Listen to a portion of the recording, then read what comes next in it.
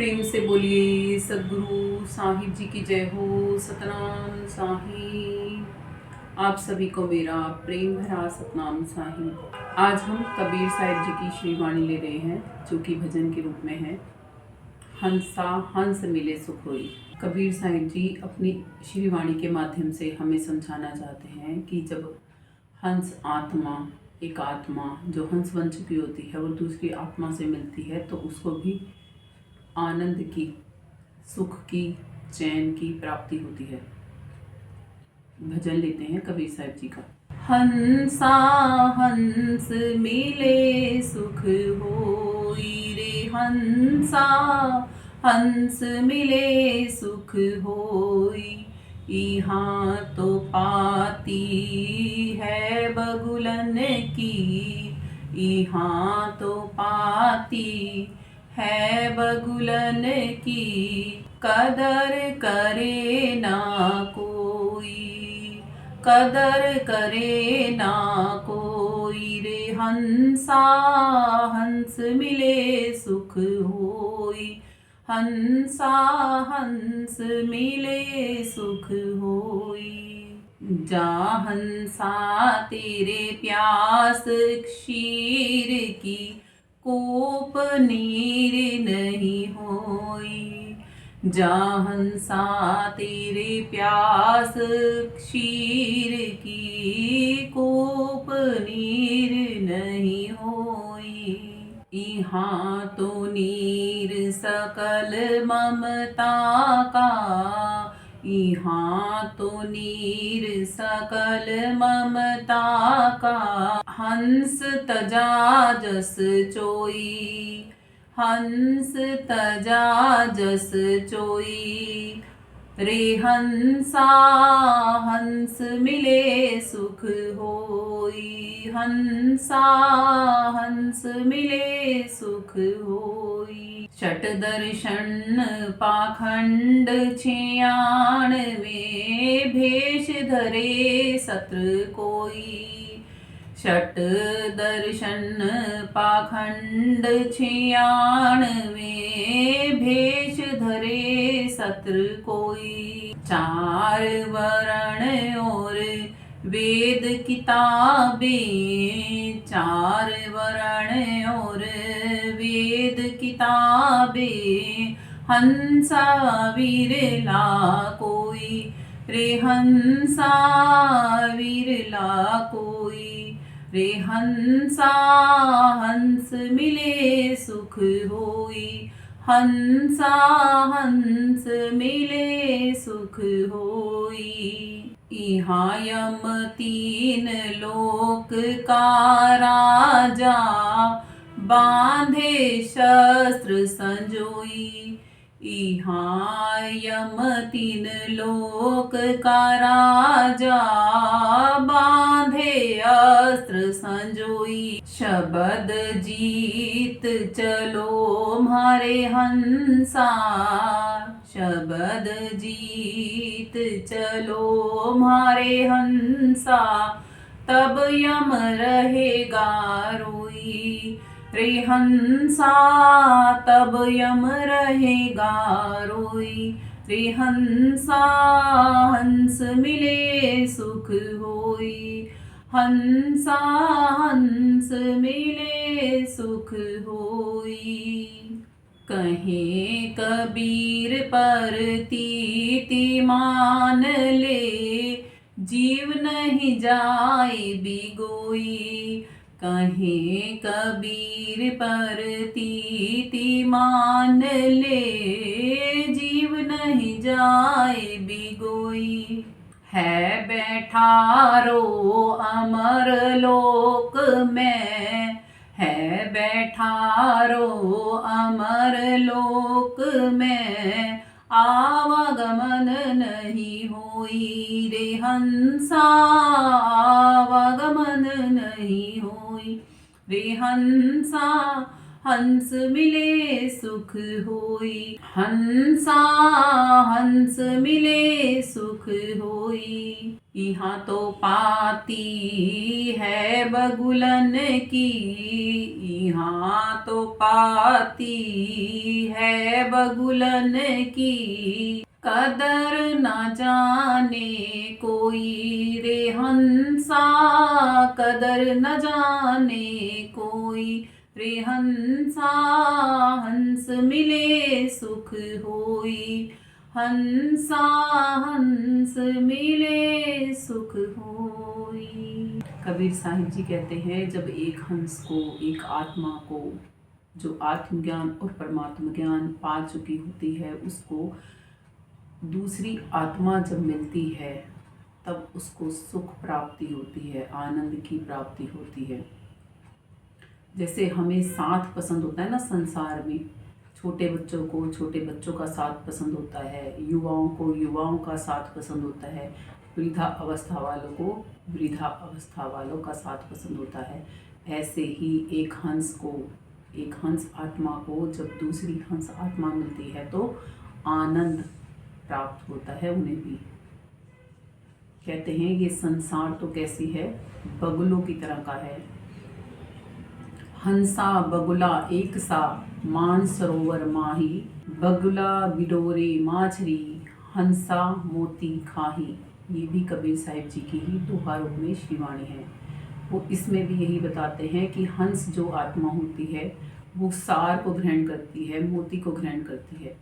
और मानसरोवर में हंसा और बगला दोनों देखने में एक जैसे लगते हैं, जैसे कि हम सभी संसारी मनुष्य एक जैसे लगते हैं, मगर हम में से कौन सच्ची भक्ति का धन कमा रहा है और कौन नहीं कमा रहा है, ये हम उनसे बिना वार्ता करे नहीं पता कर सकते। जब तक हम उनसे ज्ञान की वार्ता नहीं कर लेते, जब तक हम उनसे ज्ञान का परिचय नहीं पा लेते, तब तक हमें नहीं पता चलता। हमें बाहर से सभी संसारी इंसान और सभी गुरु एक जैसे ही दिखते हैं।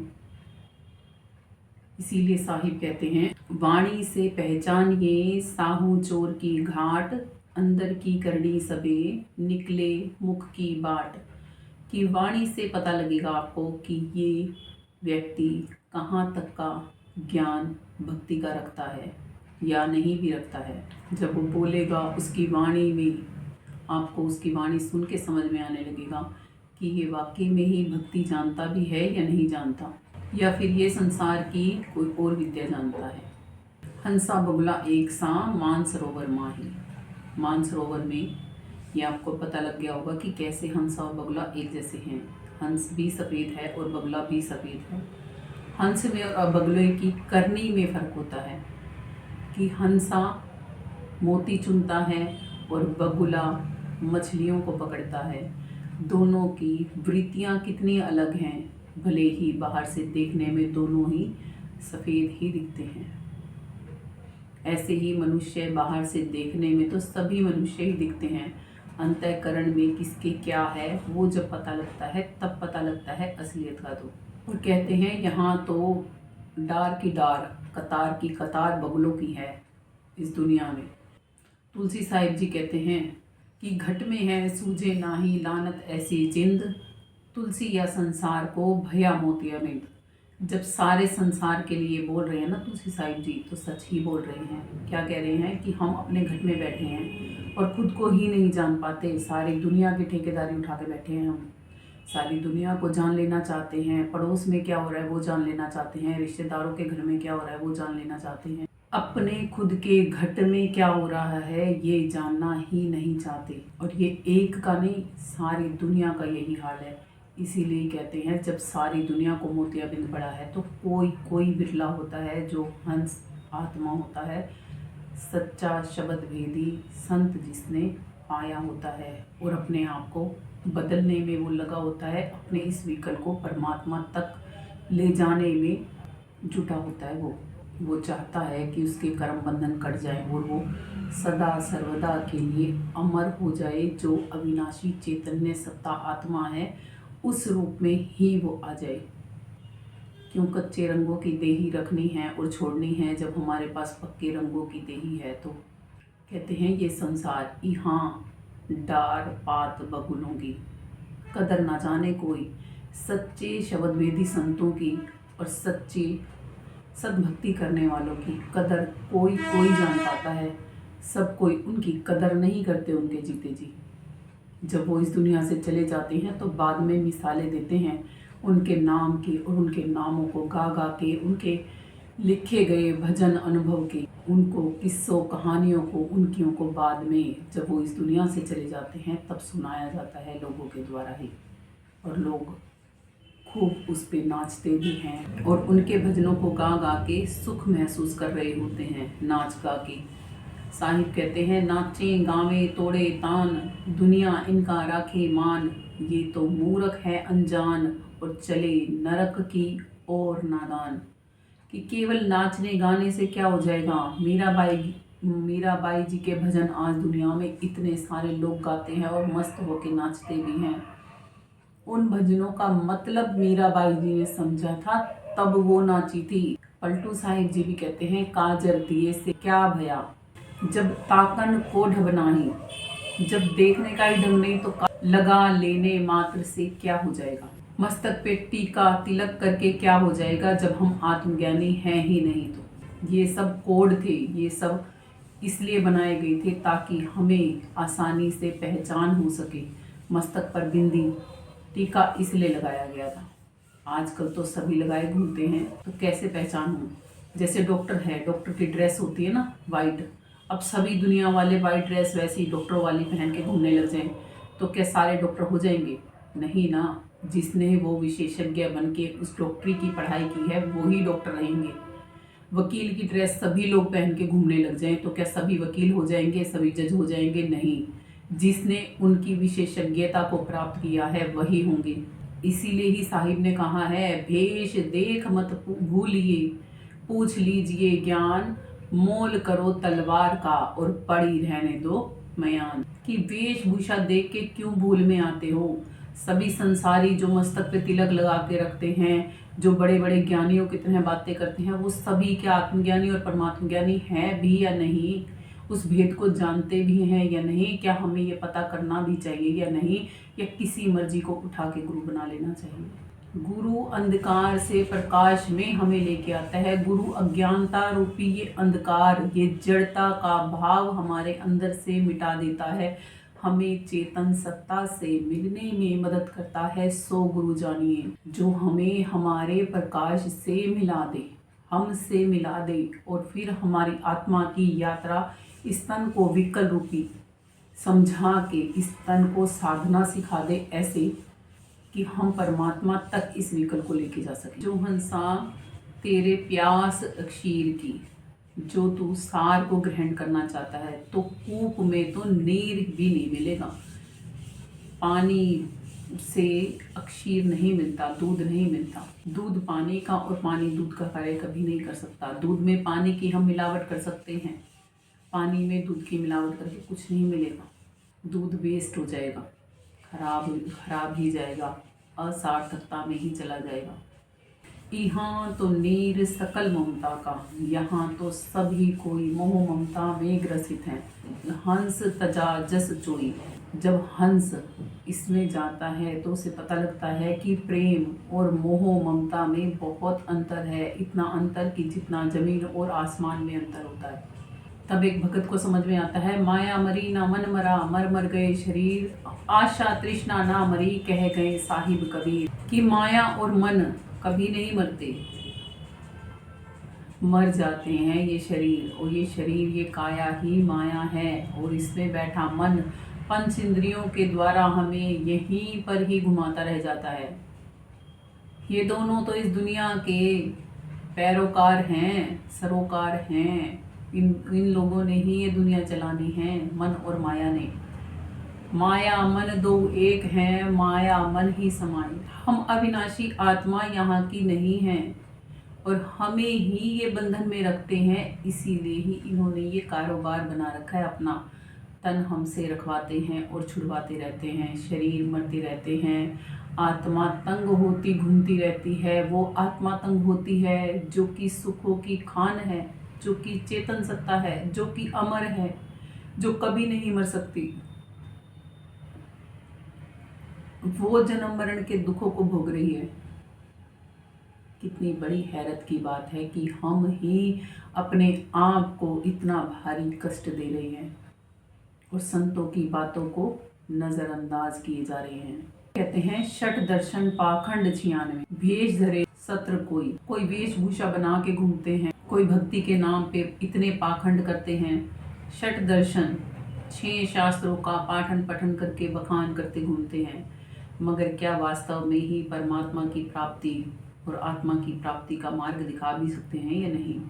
साहिब कहते हैं जब तक ना देखूं अपनी नैनी, तब तक ना मानो गुरु की बैणी। जब तक मैं अपनी आँखों से, निज नैनों से परमात्मा को ना पालूं, आत्मा को ना पालूं, तब तक मैं किसी को गुरु बनाकर उस पर विश्वास नहीं कर सकता। हाँ, ये सही तौर पे गुरु है, क्योंकि गुरु अंधकार से, बताया ना, प्रकाश में ले आता है, वो गुरु होता है। साहिब कहते हैं 4 18 9 पढ़े, 6 पढ़ खोया मूल, सार शब्द चिन्हे बिना जो पंछी चंडोल।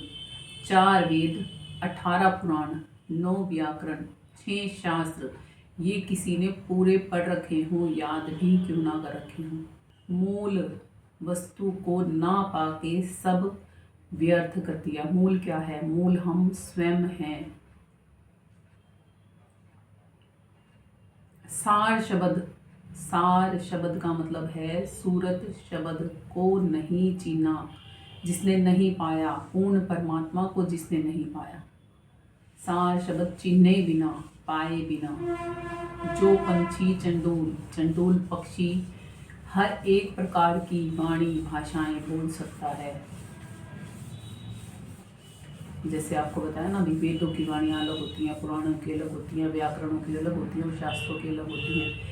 ऐसे ही कोई कितना भी ज्ञानी नहीं हो, उसको चंडूल पक्षी की ही संज्ञा दी गई है, क्योंकि वो जब तक चंडूल पक्षी रहेगा, जब तक आत्मज्ञानी और परमात्म ज्ञानी नहीं बन जाता। यदि वो आत्मज्ञानी और परमात्म ज्ञानी है तो वो चंडूल पक्षी नहीं कहलाएगा, क्योंकि इतना वेदों का पाठन पठन अध्ययन करने के लिए हमें अपनी सारी शक्ति, आत्मिक शक्ति इन्हीं में ही लगा देनी पड़ती है, और आत्मज्ञान और परमात्म ज्ञान से हम अनभिज्ञ रह जाते हैं। इसीलिए साहिब बोलते हैं कि आत्मज्ञान और परमात्म ज्ञान क्यों नहीं पा लेते, सार शब्द को क्यों नहीं पाना चाहते, जिससे कि परमात्मा की प्राप्ति हो जाए, उनको अपनी प्राप्ति हो जाए। आगे फिर कभी आपको 4 वेद कौन से हैं, 18 पुराण कौन से हैं, 9 व्याकरण कौन से हैं और 6 शास्त्र कौन से हैं, ये भी कभी बताऊंगी। ये नहीं है कि आज पता नहीं है, मगर ये सत्संग काफ़ी लंबा हो जाएगा, इसीलिए ही अगले किसी सत्संग में केवल इस वाणी को बोल के और यही आपको बताऊंगी स्पेशल। आगे साहिब कहते हैं 4 वर्ण और वेद किताबें। 4 वर्ण कौन से हैं? ब्राह्मण, क्षत्रिय, वैश्य और शूद्र। ब्रह्म के दर्शन जो करते हैं वो ब्राह्मण, जो अपनी रक्षा कर सकते हैं वो क्षत्रिय, जो व्यवसाय करके भरण पोषण करते हैं वो वैश्य, और जो दूसरों की और खुद की सेवा कर सकते हैं, क्लीन अप कर सकते हैं, साफ सफाई कर सकते हैं, वो शूद्र। ये 4 वर्ण हम में, हर एक मनुष्य में भी मौजूद हैं, मगर हम जाति पाति में उलझ के रह जाते हैं। केवल हम सब जब आत्मज्ञानी बन जाएंगे, ब्रह्म ज्ञानी बन जाएंगे, तो हम सब ब्रह्म में रमण करने वाले ब्राह्मण बन जाएंगे, जो कि हम में ही स्थित है। हम अपनी रक्षा स्वयं करते हैं। बहुत से लोग हम में से ही सैनिक भी हैं जो देश की रक्षा करते हैं। तो हम अपनी रक्षा जब करते हैं, आत्मरक्षा जब हम करते हैं, तब हम क्षत्रिय होते हैं। जब हम अपने इस तन को चलाने के लिए भरण पोषण कर रहे होते हैं, तब हम वैश्य होते हैं। और जब हम अपनी साफ सफाई कर रहे होते हैं, तब हम शूद्र होते हैं। इस प्रकार से ये 4 वर्ण हम में, सब में ही हैं। जाति पाति पूछे नहीं कोई, हरि को भजे सो हरि का होई। जात पात इसीलिए ही साहिब ने मना की है। मनुष्य का तन पाया है। शूद्र क्यों अच्छे नहीं? शूद्र तो सबसे अच्छे हुए कि जो खुद की सेवा भी करते हैं और दूसरों की भी सेवा करते हैं। वैश्य क्यों नहीं अच्छे हुए? वो अपना भी भरण पोषण करते हैं और दूसरों का भी भरण पोषण कर सकते हैं। क्षत्रिय क्यों ना अच्छे हुए? क्षत्रिय भी अच्छे हैं क्योंकि वो अपनी भी रक्षा कर सकते हैं और दूसरों की भी रक्षा कर सकते हैं। और ब्राह्मण क्यों ना अच्छे हुए कि जो हमें ब्रह्म में रमण करना सिखा सकते हैं और खुद भी ब्रह्म में रमण करते हैं, वो ब्राह्मण। इसीलिए ही ये चारों वर्ण अपनी जगह ठीक हैं, अच्छे हैं। वेद किताबें, मगर ये हंसा नहीं हुई। इनके पाठन पठन से, इनके मतलब जान के क्या हम हंसा बन गए? क्या हमने आत्मदर्शन कर लिए? क्या हमने परमात्म दर्शन कर लिए? नहीं ना। तो हंसा इसको नहीं कहा जाता। यहाँ जम तीन लोक का राजा, बांधे अस्त्र संजोई। क्या अस्त्र शस्त्र हैं यमलोक के? मन ही स्वरूपी देव निरंजन, तोहे रहा भरमाए। हे हंसा तू अमर लोक का, पड़ा काल वश आए। मन पंच इंद्रियों के वशीभूत, ये पंच इंद्रियां ही उसके अस्त्र और शस्त्र हैं। और मन हमारी आत्मिक शक्ति को ही इन इंद्रियों के वशीभूत होकर यहीं पर ही खर्चवाता रहता है। ये अस्त्र शस्त्र उसके कैसे हैं? कर्म हमसे करवाता रहता है मन। यहाँ पे कैसे कर्म हमसे करवाता रहता है? पाप कर्म और पुण्य कर्म, शुभ कर्म और अशुभ कर्म करवाता रहता है हमसे मन।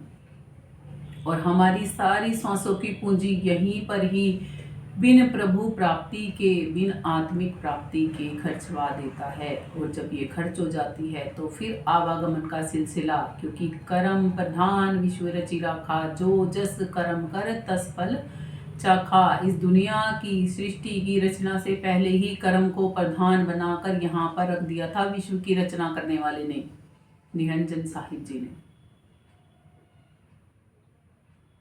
काल निरंजन ने बनाई है ये दुनिया। और यहाँ पर हम हंसा अमरलोक के काल बस आके पड़े हैं। और उसी ने ही कर्मों का कानून बनाया यहाँ पे कि जो जैसे जैसे कर्म करेगा वैसे वैसे फलों का भुगतान करता रहेगा और जन्मता और मरता ही रहेगा। वो अविनाशी आत्मा जन्म और मरण के चक्रव्यूह में फंसी हुई है, जो कभी मरती नहीं, जो कभी जलती नहीं, जो कभी गलती नहीं। कैसी अजीबोगरीब विडंबना है ये। क्यों होता है ये हमारे साथ? ये इसीलिए होता है क्योंकि हम सत्य नाम को, खुद को और परमात्मा को नहीं जानते। घाट जुगाती धर्म राय, सबका मुजरा ले, सतनाम जाने बिना उलट नरक में दे। हर घट के अंदर बैठा है ये धर्म राय, निरंजन मन काल सबका मुजरा लेता है यहीं बैठ बैठ के। और जिस आत्मा को सतनाम नहीं पता, सतभक्ति नहीं आती, उसको क्या करता है? ये वापस से नरकों में फेंक देता है। जब हम कहते हैं ना कि जैसे कर्म करोगे वैसे फल देगा भगवान, ये वो वाला भगवान फल देता है जो इस दुनिया का राजा है, जिस दुनिया में आप रहना चाह रहे हो। फल बना कौन रहा है? कर्म बना कौन रहा है? हम बना रहे हैं, तभी तो फलों के रूप में हम भोगता बनेंगे। क्या इतना भी ध्यान नहीं कर सकते हम? इतने तो मूर्ख अनाड़ी नहीं होना चाहिए हमें जितने हम बने बैठे हैं। आगे साहिब कहते हैं, शब्द जीत चलो मेरे हंसा, तब जम रहेगा रोई। जब हम शब्द को जान जाएंगे तब हम मन से परे होके शब्द की जीत करवा के और अपने सच्चे घर चले जाएंगे। फिर हमें काल निरंजन, मन रूपी काल निरंजन हमें यहाँ नहीं रोक पाएगा अपने लुभावने परपंच दिखा दिखा के। इन पंच इंद्रियों से परे होना जब हम सीख जाएंगे, मन से परे होना जब हम सीख जाएंगे, तब हमें मन नहीं रोक सकता यहाँ पे ना। यही साहिब समझा रहे हैं कि शब्द को जीत लो और मेरे हंसा चलो मेरे संग। कहाँ लेके जाएंगे साहिब? कहीं कबीर परतीति मान ले, जीव नहीं जाए भिगोई। साहिब कहते हैं कि जब तू प्रतीत सीख लेगा तब क्या होगा? जीव यहाँ पर बार बार बंधनों में बंधेगा नहीं, भिगोया नहीं जाएगा, ठगा नहीं जाएगा। यहाँ पे बिनु जाने नहीं होई प्रतीति, बिनु प्रतीति नहीं होई प्रीति, और बिनु प्रीति नहीं भक्ति दृढ़ाई। जिमी खगपति जल के चिकनाई। ये तुलसी साहिब जी ने रामचरितमानस के उत्तरकांड में बोल रखी है। उत्तरकांड में तुलसी साहिब जी कहते हैं, परमात्मा की प्रतीति हुए बिना, परमात्मा के दिखे बिना उससे प्रीत नहीं हो सकती, प्रेम नहीं हो सकता, और बिना प्रेम के भक्ति नहीं हो सकती, और बिना भक्ति दृढ़ हुए आत्मा परमात्मा तक जा नहीं सकती। बिल्कुल वैसे ही जैसे पक्षी राज जल पर ठहर नहीं सकता, चिकने जल पर ठहर नहीं सकता, चिकनाई फिसला देती है उसे। ऐसे गुरु बिनु ना होई ज्ञाना, ज्ञान न होई वैराग्य बिनु, गावे वेद पुराण सुख की लहिया हरि भक्ति बिनु। तुलसी साहिब जी की ही ये श्रीवाणी है, ये भी उत्तरकांड की ही है। इसमें तुलसी साहिब जी बता रहे हैं कि गुरु, सच्चे शब्द भेदी गुरु के बिना ज्ञान नहीं मिलता, और वैराग्य जब तक आत्मा में नहीं आता, संसार से परे होना, जब तक तन और मन से परे होना आत्मा नहीं सीखती, जब तक उसको ज्ञान नहीं आ सकता। जब उसे ज्ञान मिल जाता है, ऐसा गुरु का संग मिल जाता है जो उसे वैराग्य सिखा सकता है और ज्ञान से ओतप्रोत कर सकता है, उसके बाद क्या होता है? उसके बाद आत्मा को परमात्मा की प्राप्ति होती। गावे वेद पुराण, ये सब वेद पुराण भी बताते हैं, सुख लैया हरि भक्ति बिनु, कि सुख की प्राप्ति हरि भक्ति के बिना नहीं हो सकती। हरि का मतलब क्या होता है? हर लेने वाला। क्या हरेगा वो हमारा मन और माया से जुड़ा हुआ, ये आवागमन से जुड़ा हुआ दर्द हर लेगा, वो हरि है। उसकी भक्ति सद्भक्ति है, जिसको जान के हम उस भक्ति को करके भवसागर से पार हो सकते हैं।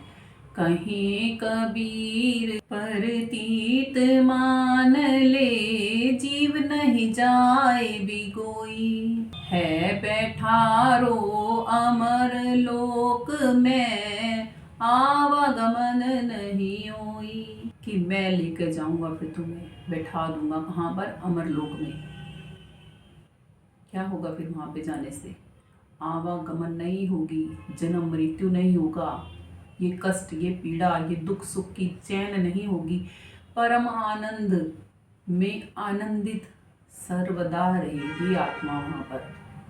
यदि आप भी ऐसा ही सुख पाना चाहते हैं जो कबीर साहिब जी बता रहे हैं, हंस मिले सुख हुई, आप भी इस हंस मिले वाले सुख को यदि पाना चाहते हैं तो आप अपने जीवन में सच्चे शब्द भेदी गुरु की खोज करके, उनको गुरु धारण करके आत्मज्ञान और परमात्मा ज्ञान प्राप्त करें और अपने जीवन को सफल बनाएं। यदि मेरा कुछ कहना या सुनना आप में से किसी को भी अनुचित लगा हो तो कृपया कर छोटा जानकर क्षमा कर दीजिएगा।